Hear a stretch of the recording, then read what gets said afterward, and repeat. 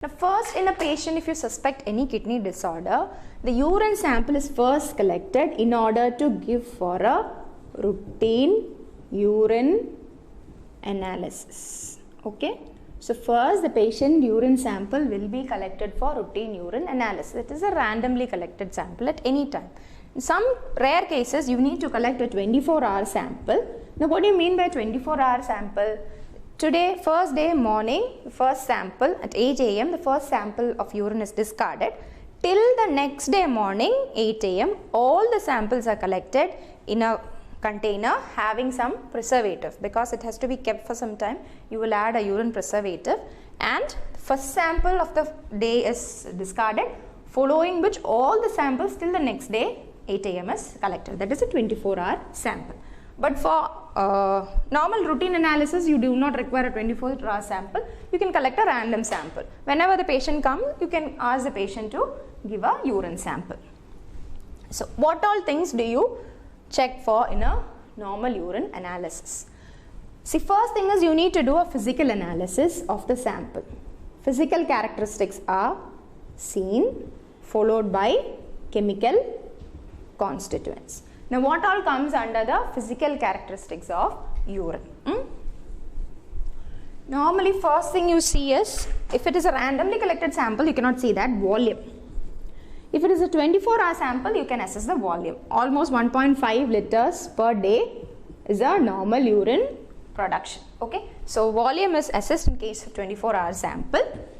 Then you need to see the color and appearance of the sample collected for urine analysis. Color and appearance, normal urine will be straw color. The color will differ if there is any pathological condition. Suppose you have a deep yellow color, more yellowish in nature in case of jaundice, because there is excess production of bilirubin in the body. That bilirubin will be excreted out through urine, giving a yellowish discoloration to urine sample. Now red in case of presence of blood, hematuria, blood hemoglobin gives a red colored appearance. Now presence of chyle in urine, chyluria, okay, you have a milky appearance. Milky appearance to urine sample. Then turbid appearance, presence of proteins in urine. So the first thing you do is physical characteristics of the urine, physical appearance. You note the color and appearance of the sample. Any of this color change, normal urine will be straw colored. If a change is observed from this, you can classify it under any of these conditions. That is the first physical feature. Then you check for pH. pH is normally acidic. Normally urine, freshly collected sample will be acidic, about 5.5 to 7.5 pH. On standing it becomes alkaline. Okay, if the person is consuming more amount of amino acids, there will be acidic nature to the urine sample. But if more amount of vegetables are consumed, what will happen? All those citrates and phytates, they will be converted to bicarbonates, increasing the alkalinity of urine sample. So color and appearance, then pH. Then you check for odor. Odor, urine sample is having aromatic or ammoniacal odor. Specific odor, a difference from this is smell of acetone, which is a ketone body. You will be doing this in your practicals. You have to check for the presence of ketone bodies in urine.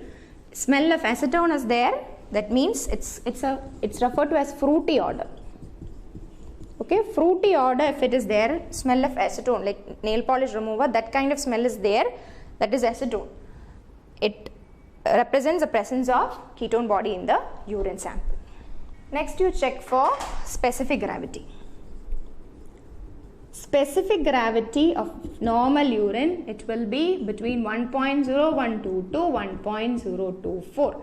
Specific gravity is measured using an urinometer. It's an instrument which will also be kept for in your spotters. Urinometer, it will have a graduated scale also an air column which allows it to float.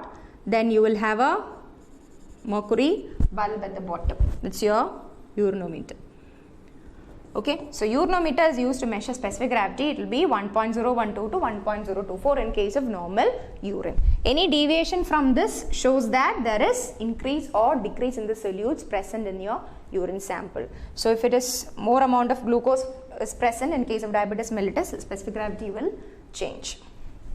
If dehydration is there, fluid content is reduced, then also specific gravity will change. So these are the physical properties that you can check for in the sample of urine collected.